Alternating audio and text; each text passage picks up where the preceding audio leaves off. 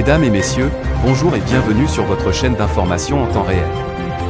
L'actualité en Afrique et dans le monde en continu. Vous informer est notre mission alors, si vous êtes nouveau, abonnez-vous et activez aussi la cloche de notification pour ne plus rien manquer. Cela étant fait, c'est parti. Eh bien les amis, les images que nous utilisons sont à titre illustratoire. Alors nous vous invitons à être courtois et polis au niveau de vos commentaires sous peine de ne pas les voir supprimés. Merci. L'opération conjointe Tanlé 3.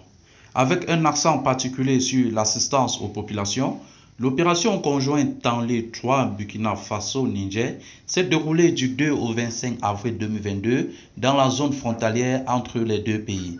La mutualisation des moyens et la coordination des forces ont permis d'engranger d'importants résultats sur le terrain, avec notamment plusieurs dizaines de terroristes neutralisés, des bases terroristes démantelées et des suspects appréhendés.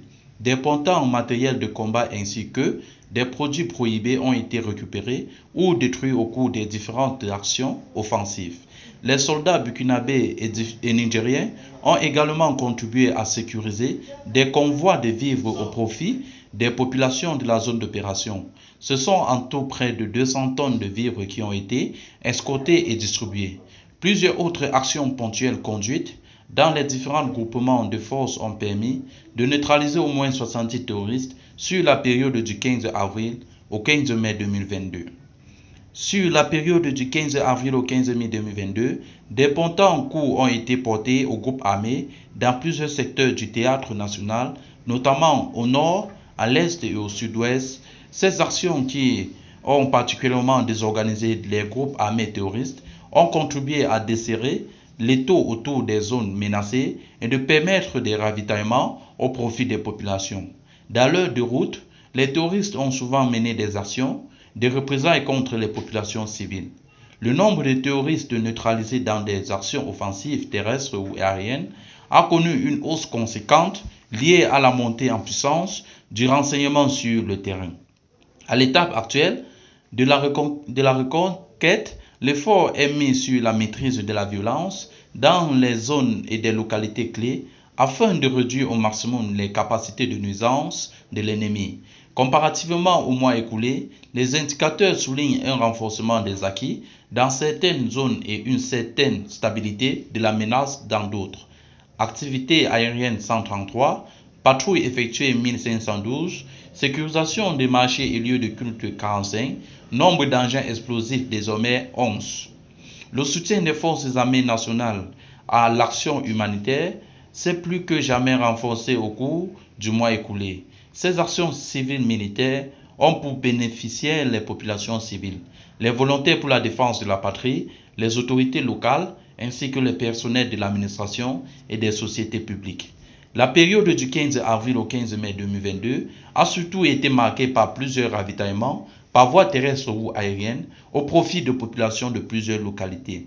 Kedbou, Igou, Tankwalou et Madjouari ont été ravitaillés par voie aérienne à hauteur de près de 15 tonnes de vivres. D'autres localités telles que Mansila, Tinakov, Solé ou Tokabangou ont reçu des ravitaillements plus importants par la route.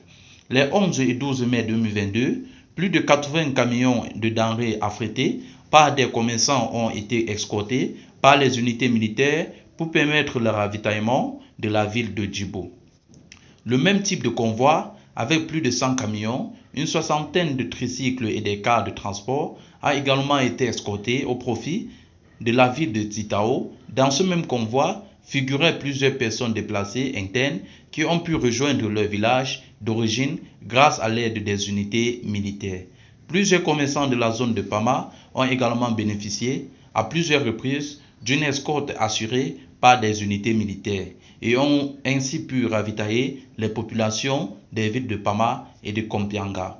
Des unités militaires assurent la sécurisation des travaux de bitumage de la route nationale 4 qui ont débuté effectivement. Ces activités visent à soutenir les populations et à aider à la reprise des activités dans les zones durement touchées par le terrorisme.